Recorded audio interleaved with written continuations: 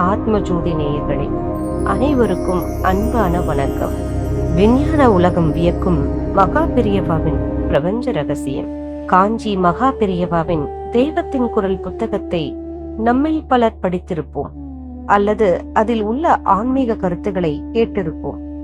ஆனால் அந்த பேராசான் அருளிய உபதேசங்களுக்குள் உழந்திருக்கும் ஒரு பிரபஞ்ச ரகசியத்தை இன்றைய குவாண்டம் இயற்பியலோடு ஒப்பிட்டு இதுவரை இணையத்தில் யாரும் விரிவாக பேசியதில்லை. இன்று நவீன விஞ்ஞானிகள் ஒளி வடிவமே இந்த உலகத்தை படைத்தது என்கிறார்கள். ஒளிதான் இந்த அகிலத்தை ஆட்சி செய்கிறது என்று வியந்து கூறுகிறார்கள். ஆனால் பல தசாப்தங்களுக்கு முன்பே மகா பெரியவா தெய்வத்தின் குரலில் மந்திரங்களின் அதிர்வுகளும் மனித உடலின் ரசாயன மாற்றமும் பற்றி மிக துல்லியமாக விளக்கியுள்ளார். அது என்ன ஆன்மீக அறிவியல்? வாருங்கள், இன்று வரை யாரும் பேசாத அந்த பக்கங்களை ஆழமாக பார்ப்போம். தெய்வத்தின் குரல் நூலில் பெரியவா குறிப்பிட்ட ஒரு மிக முக்கியமான விஷயம் என்னவென்றால், நாம் உச்சரிக்கும் சமஸ்கிருத அல்லது தமிழ் மந்திரங்கள் என்பவை வெறும் கடவுளை போற்றும் சாதாரண வார்த்தைகள் அல்ல.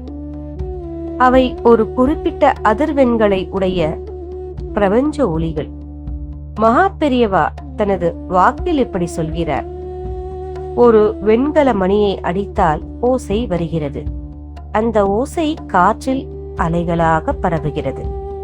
நாம் நம் கண்களால் பார்க்காவிட்டாலும் அந்த ஓசை காற்றில் சில வடிவங்களை உருவாக்குகிறது. அது போலவே நாம் மந்திரங்களை உச்சரிக்கும் போது நம் நாக்கு, அன்னம், உதடுகள் இணையும் புள்ளிகள் நம் மூளையில் உள்ள சில சூட்சுமமான சுரபிகளை தூண்டுகின்றன. இன்று விஞ்ஞானத்தில் கியாமேட்டிக்ஸ் என்று ஒரு ஆராய்ச்சி இருக்கிறது. அதாவது, ஒரு தட்டில் மணலையோ அல்லது தண்ணீரையோ வைத்துவிட்டு ஒரு குறிப்பிட்ட ஒலியை அல்லது மந்திரத்தை எழுப்பினால் அந்த ஒலியின் அதிர்வுக்கு ஏற்ப அந்த மணல் துகள்கள் மிக அழகான வடிவியல் கோலங்களாக, அதாவது ஜியோமெட்ரிக் பேட்டர்ன்ஸ் ஆக மாறுகின்றன. இதையேதான் பெரியவா அன்றே சொன்னார். நாம் உச்சரிக்கும் ஒவ்வொரு நல்வார்த்தையும் மந்திரமும் நம்மை சுற்றியுள்ள காற்றில் கண்ணுக்கு தெரியாத புனிதமான வடிவங்களை, ஒரு பாதுகாப்பு வளையத்தை உருவாக்குகிறது.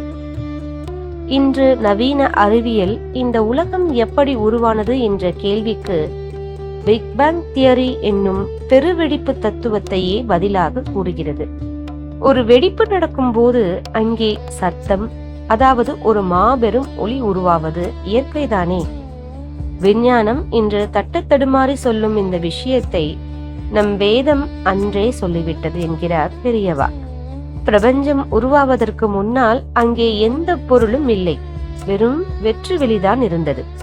அந்த பெருவெளியில் முதலில் பிறந்தது சப்த பிரம்மம் அல்லது நாத பிரம்மம் மட்டும்தான். அந்த நாதத்தின் முதல் அதிர்வுதான் ஓம் என்னும் பிரணவ மந்திரம்.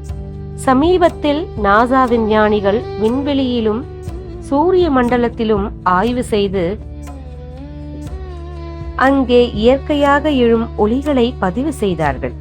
அந்த ஒலிகளை கணினியில் தூய்மைப்படுத்தி தேவையில்லாத இறைச்சல்களை எல்லாம் நீக்கிவிட்டு கேட்டபோது விஞ்ஞானிகளே அதிர்ந்து போனார்கள். காரணம், அந்த பிரபஞ்சத்தின் பின்னணி ஒளி நம் வேதங்கள் சொல்லும் ஓம் என்ற நாதத்தின் அதிர்வோடு 100% ஒத்துப்போனது. இதனால்தான் பெரியவா ஒளியே பிரபஞ்சத்தின் தாய் என்று தெய்வத்தின் குரலில் அழுத்தமாக குறிப்பிட்டார். தெய்வத்தின் குரலில் ஆழமான பகுதிகளில் பெரியவா ஒலிக்கும், அதாவது சவுண்ட் அண்ட் லைட் உள்ள தொடர்பை மிக அழகாக விளக்குகிறார். ஒரு ஆன்மீகவாதி விஞ்ஞானத்தை விட எவ்வளவு தூரம் சிந்திப்பார் என்பதற்கு இந்த உபதேசம் ஒரு சான்று. பெரியவா சொல்கிறார், விஞ்ஞானத்தில் ஒளியின் வேகம் அதிகம், ஒளியின் வேகம் குறைவு. அதாவது சவுண்டோடைய வேகம் அதிகம் என்றும் லைட்டுடைய வேகம் குறைவு என்றும் சொல்வார்கள். மின்னல் வெட்டிய பிறகுதான் இடி சத்தம் கேட்கிறது என்பார்கள். ஆனால் ஆன்மீக சூட்சுமத்தில் ஒளியிலிருந்துதான் ஒளி பிறக்கிறது, நாதத்திலிருந்துதான் ஜோதி பிறக்கிறது. இதை இன்றைய குவாண்டம் இயற்பியல் எப்படி நிரூபிக்கிறது தெரியுமோ? சோனோ லுமினன்சன்ஸ் என்று ஒரு நிகழ்வு இருக்கிறது. அதாவது தண்ணீருக்குள் மிக அதிக அதிர்வெண் கொண்ட ஒளிகளை செலுத்தும் போது அந்த ஒளியின் அழுத்தத்தால் தண்ணீருக்குள் இருக்கும் சிறிய குமிழிகள் வெடித்து அங்கே ஒரு பிரகாசமான ஒளி பிறக்கிறது.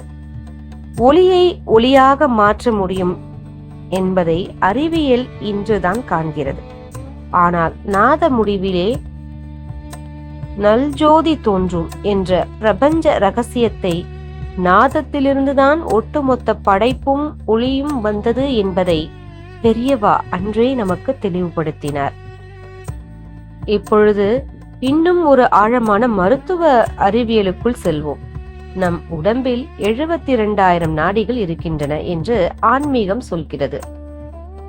நாம் ஏன் ஒரு மந்திரத்தை சும்மா ஒரு முறை சொல்லாமல் 108 முறை அல்லது 1008 முறை என்று ஒரு கணக்கோடு சொல்ல வேண்டும் என்று பெரியவா விளக்குகிறார். நாம் ஒரு மந்திரத்தை குறிப்பிட்ட எண்ணிக்கையில் குறிப்பிட்ட ராகத்தோடு உச்சரிக்கும் போது நம் வாயிலுள்ள 84 அக்குப்ரெஷர் புள்ளிகள் நாக்கின் அசைவினால் தூண்டப்படுகின்றன. இந்த தூண்டுதல் நேரடியாக நம் மூளையின் ஹைப்போதாலமஸ் மற்றும் பீனியல் சுரபிகளுக்கு சென்று அங்கே ரசாயன மாற்றங்களை ஏற்படுத்துகிறது. இன்றைய மருத்துவ உலகம் இதை எபிஜெனெட்டிக்ஸ் மற்றும் நியூரோலிங்குவிஸ்டிக்ஸ் என்று அழைக்கிறது. அதாவது நாம் கேட்கும் ஒலிகளும் நம் எண்ணங்களும் நம் உடலில் உள்ளே இருக்கும் செல்களை, ஏன் நம் பாரம்பரிய அதாவது DNA அமைப்பை கூட மாற்றி அமைக்கும் திறன் கொண்டவை. மன அழுத்தம், கோபம், பயம், தூக்கமின்மை உள்ளவர்கள் மகா பெரியவாவின் உபதேசப்படி அமைதியான இடத்தில் அமர்ந்து மந்திரங்களின் அதிர்வுகளை கூர்ந்து கவனித்தாலே போதும். அவர்களின் உடலில் ரசாயனம் மாறி நோய் பாதி தீர்ந்துவிடும். இதனால்தான் அந்த காலத்தில் மந்திரங்களை சத்தமாக ஓதாமல் மனதிற்குள் ஜெபம் செய்ய சொன்னார்கள். இதற்கு சான்றாக ஒரு வரலாற்று சம்பவத்தையும் பெரியவா தெய்வத்தின் குரலில் சுட்டி காட்டியிருக்கிறார். ஜெர்மனி நாட்டை சேர்ந்த புகழ்பெற்ற மொழியியல் அறிஞர் மேக்ஸ் முல்லர் நம் நாட்டு வேதங்களையும் சமஸ்கிருத ஒலிகளையும் பல வருடங்கள் ஆராய்ந்தவர்.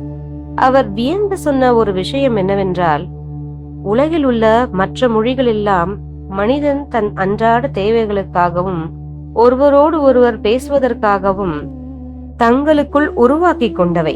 ஆனால் இந்தியாவின் வேத மந்திரங்கள் அப்படி உருவானவை அல்ல.